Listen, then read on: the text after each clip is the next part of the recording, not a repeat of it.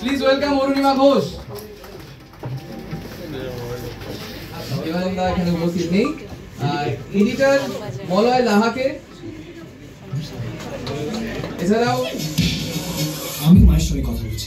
Not at the cost of my dad's dignity. বুঝতে পারছো কেসটা কিরকম পেঁচালো? আমার তো মনে হয় ইউজুয়ালি প্রেমের কাহিনী শুরু হয় ছেলে মেয়ের দেখা হওয়ার পরে তাদের বিবাহ হওয়া অবধি, মানে ইউজুয়ালি প্রেমের গল্প ওই সেকশনটা ধরা হয় যেখানে গিয়ে ছেলে আর মেয়ের বিয়ে হয়, ওখানে গল্প শেষ হয়ে যায়। এইখানে গল্পটা শুরুই হচ্ছে ওইখান থেকে, এবং তারপরে কি কি ঘটনা ঘটছে এই দুই পরিবার এক হওয়ার পরে। তো সেখানে হ্যাঁ, যেরকম বললেন আর কি, অনেক রকম ঘটনা আছে, ভালোবাসা আছে, আনন্দ আছে, দুঃখ আছে, ডিভোর্সের একটা সম্ভাবনা আছে, সব মিলিয়ে আর কি একটা জমজমাট আনন্দের গল্প। বাস্তবে কিছুটা হয় এরকম, মানে বিয়ের পরে অশান্তিগুলো যেগুলো শুরু হয়, অশান্তি বলবো না, পার্ট অফ লাইফ আমাদের সবার জীবনে। দুই পরিবারের ইন্টারফিয়ারেন্সও সব পরিবারই এটা দেখা যায় আর কি। এখানে নানান রকম হচ্ছে আর কি, হচ্ছে সেই আমার শ্বশুর বাড়ি থেকেও হচ্ছে, আমার বাবার বাড়ি থেকেও হচ্ছে, নানান রকম ঘটনা ঘটছে, কিন্তু সেই ঘটনাগুলো একটু সাংঘাতিক লেভেলে আর কি। আর তোমাদের আমার চরিত্রের নাম রায়। রায় আমাদের মতনই একটি মেয়ে, কিন্তু একটু ইনমেচুর, কারণ ওর বাবা এত বেশি আদরে ওকে বড় করেছে যে ওর প্র্যাকটিক্যাল সেন্সটা একটু কম। এমন না যে নেই, যখন ভিজুয়াল লাইফে আসছে তখন কিন্তু অনেক অন্যরকম হয়ে যাচ্ছে, ম্যাচিওর হয়ে যাচ্ছে, অনেক ভালোবাসা, অনেক রকমভাবে অ্যাডজাস্ট করা, কিভাবে একটা নতুন ফ্যামিলিতে গিয়ে অ্যাডজাস্ট করতে হয়, শাশুড়ির কথা শুনতে হয়, সবাইকে রেসপেক্ট দিতে হয় এবং সবাইকে একসাথে নিয়ে থাকতে হয়, সেগুলো সবই রাই করছে। কিন্তু যখন রাই বাবার কাছে আছে তখন কিন্তু বাবার মতন করে থাকে, যে ও যা চাইবে সব এরকম ভাবে চুটকিতে হয়ে যাবে এবং সবাই ওর মতেই চলবে। তো মিলিয়ে মিশিয়ে কি বলবো, আমার সঙ্গে মিল করে নেই, তবে হ্যাঁ আমরা সবাই একটা বয়সে ওরকম ইনমেচিওর থাকি এবং প্রেমে পড়লে যেরকম বোকা বোকা ভাবি আর কি, রাই একটু বেশিই করে ফেলেছে আর কি, বেশি গুছিয়ে ফেলেছে, কিন্তু অনেকটা ওরকমই হয়। তুমি বলছিলে যে অপোজিট অ্যাট্রাকশন, ব্যাপারটা বলো। কে বলেছে এটা? না, এটা ঠিক যে অপোজিটস অ্যাট্রাক্ট, কারণ এই রিজু আর রাই দুজনে এতটাই পোলস অ্যাপার্ট। রাই যতটা, যেটা এক্ষুনি বলা হলো আর কি, যে একটু আদরে বাদর হয়েছে আর কি রাই, এবং রিজু ততটাই আর কি একটা যৌথ পরিবার থেকে আসে এবং ও ভীষণ গ্রাউন্ডেড এবং খুব একটা ভালো মানুষ। হ্যাঁ, তো এই দুই অপোজিট, লিটারালি একদম অপোজিট পোলস অ্যাপার্ট যারা, তারা একসাথে হলে কি কি সমস্যা হতে পারে, কি কি সুবিধে হতে পারে, এবং শুধু এই দুটো মানুষ না, যখন বিয়ে হয় দুটো পরিবারের মধ্যে একটা সম্পর্ক তৈরি হয়। তো এইটা নিয়েই পুরো গল্পটা। কোর্টরুম মানে একটু থমথমে ব্যাপার, কিন্তু এখানে একটু বিষয়টা আলাদা।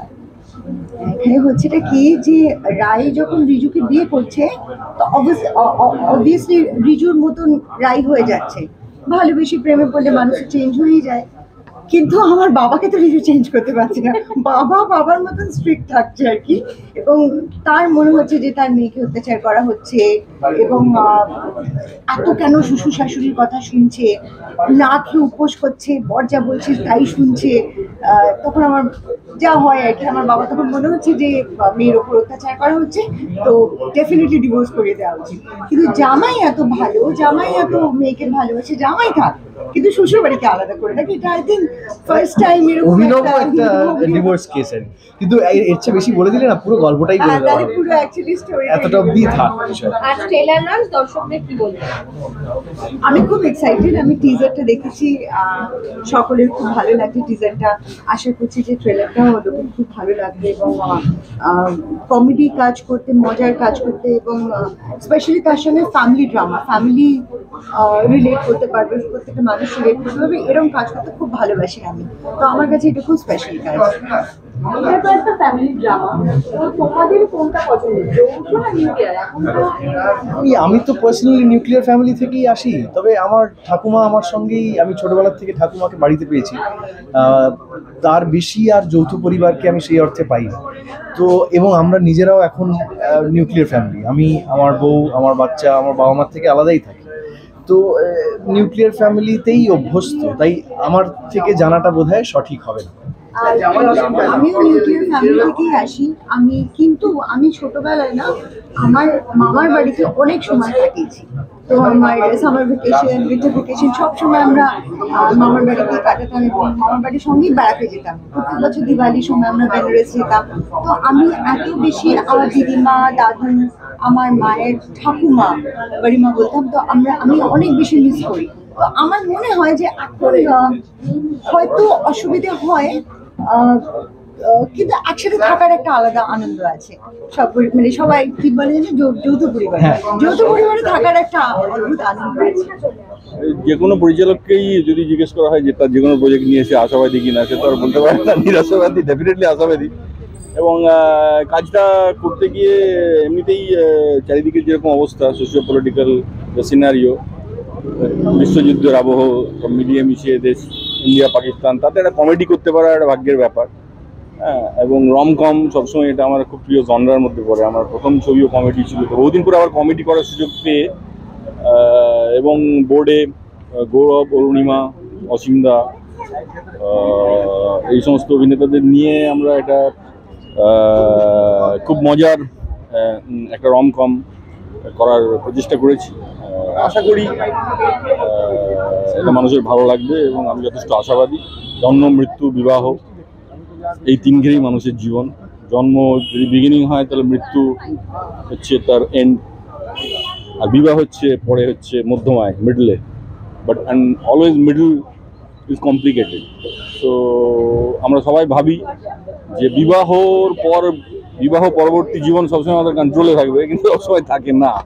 এবং যখন সেটা আউট অফ কন্ট্রোল হয়ে যেতে থাকে, সে সময় এই বিবাহ তো বিভিন্ন রসের নিয়ে, পূর্বরাগ একটা রস, ফিজিক্যালিটি, যৌনতাও যদি বলি সেটা একটা রস, আরেকটা রস এসে তার সাথে মেশে, সেটাকে আমরা বলি হাস্যরস। তো সেখান থেকেই তৈরি হয় রমকম। এই রোম্যান্টিক যে অ্যাপ্রোচ, যে রোম্যান্টিক কনস্ট্রাকশন অফ ম্যারেজ, তার মধ্যে সেই কনস্ট্রাকশন যখন কোথাও না কোথাও ডিকনস্ট্রাকশনের দিকে যায়, তখনই সেখানে একটা আমরা কমিক এলিমেন্ট তার মধ্যে দেখতে পাই। এবং আমাদের মতো যারা চ্যাংড়া লোক, যারা এটা নিয়ে চ্যাংড়ামি করতে ভালোবাসি, যারা একটু সাবভার্সিভ এই ব্যাপারটা নিয়ে, এই চ্যাংড়ামি এবং ক্যাওড়ামি এবং ম্যারেজ নামের একটা ইনস্টিটিউশন, এই দুটোতে ম্যারেজে এই দুটো জিনিসকে কীভাবে ফিটিং করানো যায় সেটা নিয়ে এই গল্প। এবং আশা করি এই ভয়ঙ্কর একটা সময়ে, এরকম একটা ডিপ্রেসিং সময়ে মানুষকে একটা নিখাদ এন্টারটেনমেন্ট দেবে এই ছবিটি, বিবাহ অতঃপর। এবং গৌরবদা এবং অরুণিমা এরকম একটা জুটির সাথে কাজ, কিরকম এক্সপিরিয়েন্স যদি বলে, এবং তাদেরকে নিয়ে ভাবা কাজের জন্য। গৌরব এবং অরুণিমা দুজনে অসম্ভব ভালো অভিনেতা অভিনেত্রী, এই নিয়ে তো কোনো সন্দেহ নেই। They are one of the finest actors in the industry. And practically অরুণিমার সঙ্গে বহু ছোটোবেলায় টেলিভিশনে আমরা একসাথে কাজ করেছি। তারপর অরুণিমার সঙ্গে সে অর্থে কোনোদিন কাজ করা হয়। অরুণিমা অসম্ভব প্রিয় একজন অ্যাক্টর, এবং গৌরবও আমার থেকে অনেক ছোট। গৌরবকে যখন প্রথম শুরু করতে যাই, আমি বলি যে এই ছবিটা করার মানে ওর সমস্ত পরিবারের সঙ্গে, বেনুদা, মিঠু বৌদি, ওর ভাই অর্জুন, ওই বাকি ছিল। এবং I find him one of the most finest actor I ever seen in our industry. এবং গৌরব অরুণিমার অসম্ভব ভালো বন্ধুত্ব। দুজনেই, একজনের বিবাহিত নয় এবং একজন বিবাহিত, এবং আমিও বিবাহিত টুয়াইস অ্যান্ড ডিভোর্স টুয়াইস। ফলে ম্যারেজ এবং অরুণিমা, গৌরব আর আমি, এই তিনজন মিলে একটা খুব অদ্ভুত রসায়ন তৈরি হয়েছিল আর কি। সেই রসায়নেরই ফলশ্রুতি হচ্ছে এই হাস্যরস রোমকম, যেটাকে আমরা বলছি, সেই বিবাহ অতঃপর। So it was really, I mean, the chemistry between Gaurav and Arunima, it really came out brilliantly in this film. And আশা করি গৌরব অরুণিমার এই রসায়ন কোথাও না কোথাও দর্শকের রসনায় তৃপ্তি দেবে।